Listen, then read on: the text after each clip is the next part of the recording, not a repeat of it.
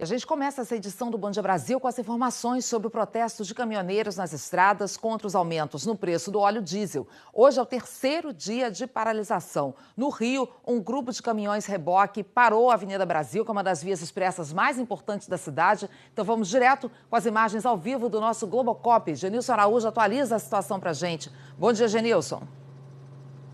Bom dia, Ana Paula. Bom dia a todos que assistem o Bom Dia Brasil. A gente está acompanhando essa manifestação de caminhoneiros aqui na Avenida Brasil, que é uma das mais importantes vias na região metropolitana do Rio, dando acesso ao centro da cidade, Ana Paula, para quem sai da Baixada Fluminense ou então da Zona Oeste. A gente observa aí que os caminhoneiros, nesse momento, eles estão ocupando uma faixa de rolamento. Estão ocupando uma faixa de rolamento após a chegada da polícia e de operadores de tráfego da Prefeitura do Rio. Após um acordo, eles foram para essa faixa, mas um pouco mais cedo, há cerca de uma hora, quase uma hora, eles chegaram a bloquear totalmente o tráfego nessa manifestação que chega a uma das mais importantes vias aqui na região metropolitana do Rio. Interditaram o tráfego totalmente, piorando ainda mais o trânsito nessa via importantíssima na região metropolitana do Rio. Aqui no Rio de Janeiro, os caminhoneiros também protestam em outras 4 estradas. Eles ocupam o acostamento, inclusive, da rodovia Presidente Dutra, na altura de Barra Mansa, e chegaram a queimar pneus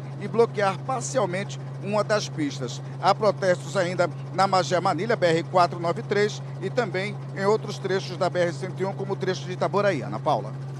Obrigada, Genilson. E olha, alguns centros de distribuição de alimentos já começam a sentir os reflexos dessa paralisação, porque os produtos não chegam. Vamos então dar um giro agora pelo país, mostrando a repercussão desses protestos em alguns pontos. Começamos por um centro de distribuição de alimentos no Rio de Janeiro, com a Priscila Chagas. Oi, Priscila, bom dia.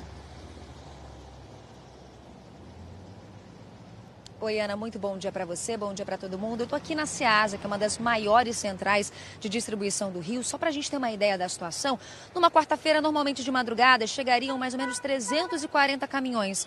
Mas hoje foram só 75, isso porque muitos deles ficaram retidos nas estradas estaduais e federais. E aí, por conta disso, né, os comerciantes dizem que o estoque já está acabando e aí os preços sobem. Só para vocês terem uma noção, ontem aqui na Ceasa, um saco de batata, que normalmente custaria R$60, chegou a R$400. E a caixa de tomate, que normalmente sai a 50, ontem estava sendo vendida a R$80. E o problema não é só na distribuição de alimentos, não. É também na questão de combustível, porque já tem posto falando que está com falta de combustível. E durante essa madrugada, a nossa equipe flagrou uma cena bem incomum. Ônibus abastecendo em postos de combustível comuns, porque o combustível nas garagens já acabou. E aí, por conta disso, existe um alerta das empresas de ônibus de que a frota pode ser reduzida. Ana. Chocada aqui com a diferença absurda de preço, né, Priscila? De 60 para R$400 o saco de batata, já como efeito dessa paralisação. Obrigada, viu? Vamos agora para o centro-oeste de Minas Gerais. Moradores de Divinópolis também já sentiram os reflexos do protesto dos caminhoneiros. O Tiago Carvalho conta pra gente que tem posto já sem gasolina por aí, né, Tiago? Bom dia.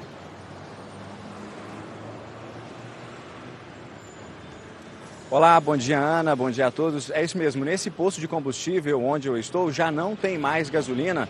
O reabastecimento dos tanques, que aconteceria na segunda-feira, foi bem a data quando começou aí a manifestação dos caminhoneiros. Mas aqui em uma bomba ainda há óleo diesel. Então o que está acontecendo? Tem muito motorista de van escolar, de ônibus escolar, aproveitando para encher o tanque.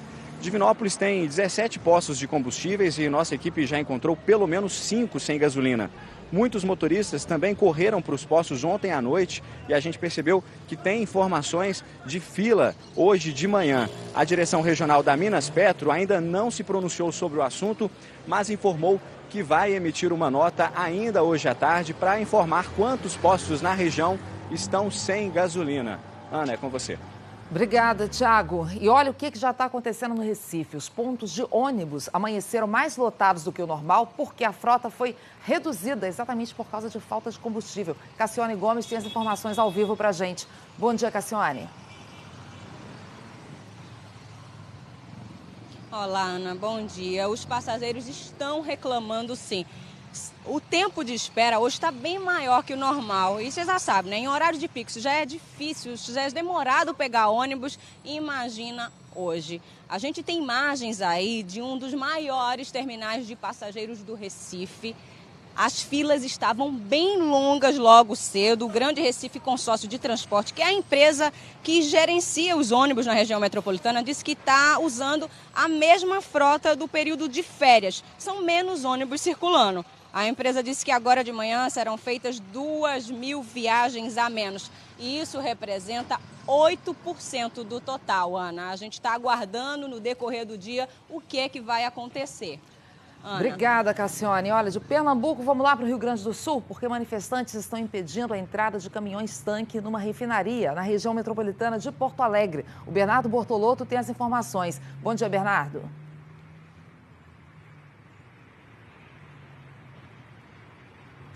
Bom dia. Os manifestantes estão espalhados pelos acessos da refinaria aqui em Canoas. Os motoristas de caminhão-tanque que chegam aqui são orientados a dar meia volta. E é isso que eles estão fazendo. Por isso não há fila.